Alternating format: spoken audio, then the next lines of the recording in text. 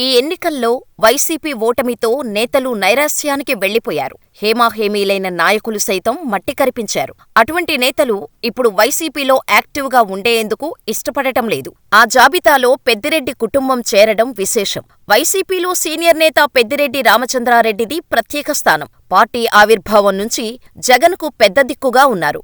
మొత్తం రాయలసీమనే శాసించారు పెద్దిరెడ్డి. అటువంటి పెద్దిరెడ్డి ఇప్పుడు సైలెంట్ అయ్యారు. కేవలం జగన్తో సమావేశాలకు మాత్రమే పరిమితమవుతున్నారు. పార్టీ కార్యక్రమాలకు పెద్దగా హాజరు కావటం లేదు. ఇటీవల రాష్ట్రవ్యాప్తంగా వైసీపీ సోషల్ మీడియా కార్యకర్తలపై కేసులు నమోదవుతున్న సంగతి తెలిసిందే. జిల్లాల వారీగా టాస్క్ ఫోర్సును నియమించారు జగన్. కానీ ఎక్కడా పెద్దిరెడ్డి రామచంద్రారెడ్డి కానీ, ఆయన కుటుంబ సభ్యుల పేర్లు కానీ ఆ జాబితాలో లేవు. ఆయన ఎందుకో పార్టీ బాధ్యతలు తీసుకునేందుకు ఇష్టపడటం లేదు.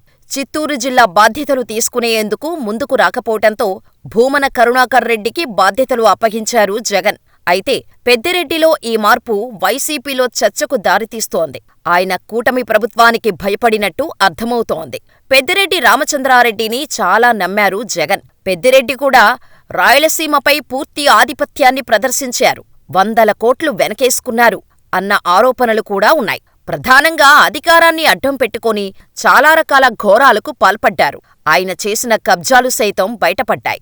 చాలా వరకు కాంట్రాక్టులూ ఉన్నాయి. వాటిల్లో చేసిన నిర్వాకాలు కూడా అలాగే ఉన్నాయి.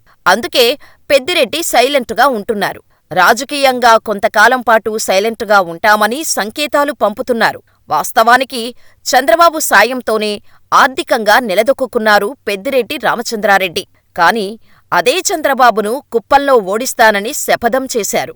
అందుకు 100 కోట్ల రూపాయలతో చేయని ప్రయత్నమంటూ లేదు. కాని ఆ ప్రయత్నంలో విఫలమయ్యారు. ఎన్నికల్లో వైసీపీ దారుణంగా ఓడిపోయింది.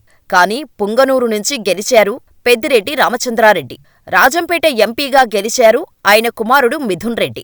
అయితే సొంత నియోజకవర్గంలో అడుగుపెట్టేందుకు ఆ ఇద్దరు తండ్రీ కొడుకులకు ఇబ్బందికర పరిస్థితులు ఎదురవుతున్నాయి.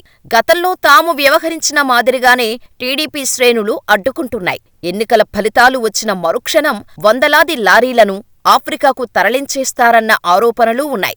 ఏపీతో పాటు ఎక్కడా వ్యాపారం చేయలేమని ఒక నిశ్చయానికి వచ్చిన తర్వాత ఆఫ్రికాకు వెళ్లిపోయినట్టు తెలుస్తోంది.